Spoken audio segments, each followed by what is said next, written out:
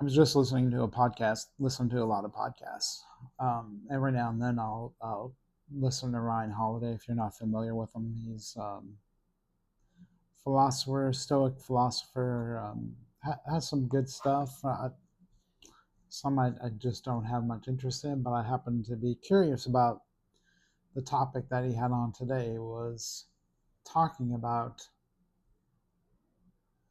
Jimmy Carter speaking at the Naval Academy to um, to students there in a building named after him, which is why he was doing that. But it was in the context of justice, and it was just interesting listening to him from that philosopher perspective. Uh, Politically speaking, the success of Jimmy Carter is like all over the place. And his point all along in speaking to these students was that you can argue that till the day you die, whether he was a good president or not. None of which, none of them were even alive at the time. And he said the one thing we can't argue about though is that that he's a good person and has done a whole lot more out of office. Maybe, obviously, he's had a lot of years out of office than when he was in office. But his point was that even when Jimmy Carter was in office, so it's all around the virtue of justice, which I'm not even sure exists much in the political system anymore. But he was talking about justice in the context of uh, are you willing to do the right thing even when it comes at a cost? And even while Jimmy Carter was in office, he was still willing to do that. He went after things that were unpopular, but they were the right thing to do. Like even at times, his wife uh, didn't agree with him because she was coming at it through a political lens, um, pardoning draft dodgers from Vietnam, Panama Canal Treaty, stuff like that we just kind of take for granted at this point, came with a high political cost. But he, in his books and his writings, he speaks about it's already a part of him, this virtue, but he kept going back to a conversation he had with one of his superiors when he was finishing at the Naval Academy, who asked him if he always did his best or something along those lines. And he's a guy that has a hard time lying about about anything. And so even though he did his best at so many things, he still felt that he could have done better, that he could have done more. And that became the whole premise of his whole time in office then, was about doing the right thing and the difficulty with doing the right thing.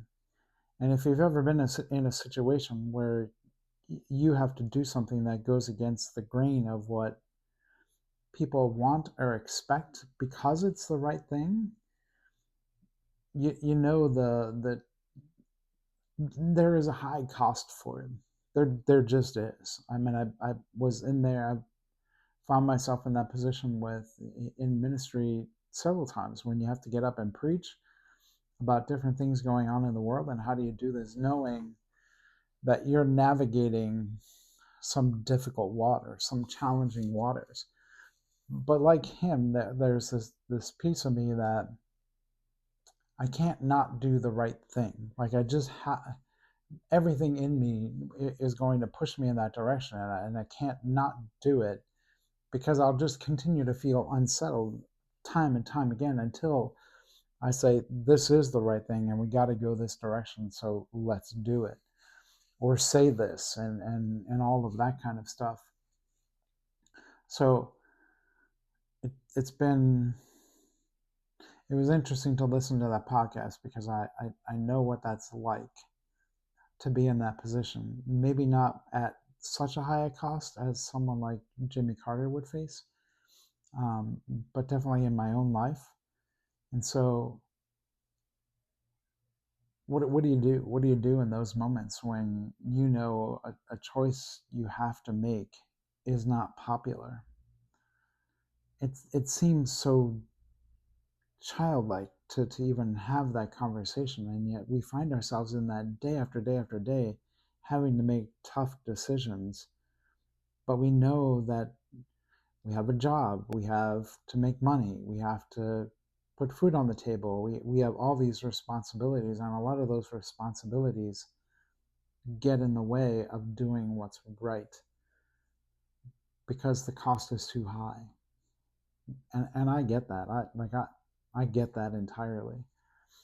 In ministry, I didn't have to necessarily worry about it. I would still get paid. I would still have a job. Whatever the case may be, like that was, there was always a net to catch in those moments. And so, what do you do? What do you do in a position where you know what's right, and yet you can't quite bring yourself to do it? And I don't think it's about courage. I don't even think it's about fear all the time. I think it's we're aware of all the pieces around it, and to be able to listen to him tell this story in the context, again, he's at the Naval Academy telling this story, and to listen to this guy who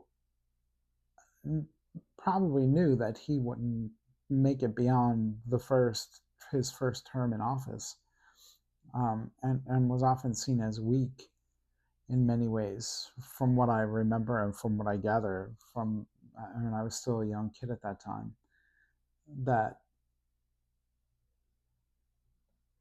you could judge a person by their actions and the role that they performed, but in a case like this, it's about the person, and separating those two things out.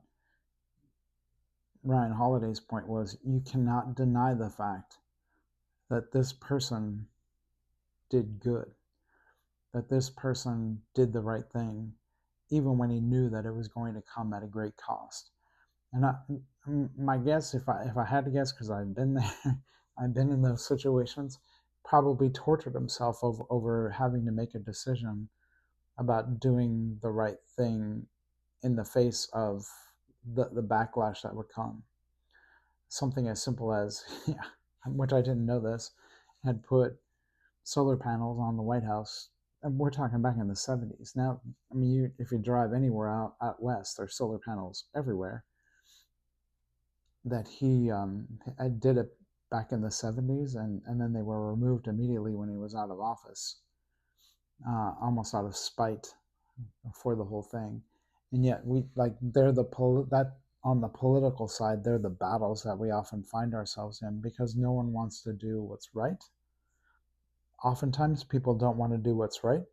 They want to do what's popular. They want to do what will get them reelected. They want to do what will keep them in that position, and at the same time claim to be people of faith, where from my lens of these virtues are very much bigger than ourselves. So we can't necessarily question, well, why the heck is the system the way it is now? Because it comes down to that very principle. What's just? What does the virtue of justice mean to you? And are you willing to give it all up, sacrifice everything for doing what's right? And it might be not even necessarily doing what's right for the larger world. It's doing what's right for you, um, which sometimes is even harder because the cost just seems so personal to us. And so it was a great listen. It's a great reflection to think about your own life. Like, what do you do in these situations when you're up against a wall? You have a choice to make, and you have to decide what's right. And you know what's right, and yet you're still trying to figure out, do you do it or not? It's a tough place to be, but it will deepen the integrity you have as a person when you can say, this is right, and I'm going to do it despite the cost.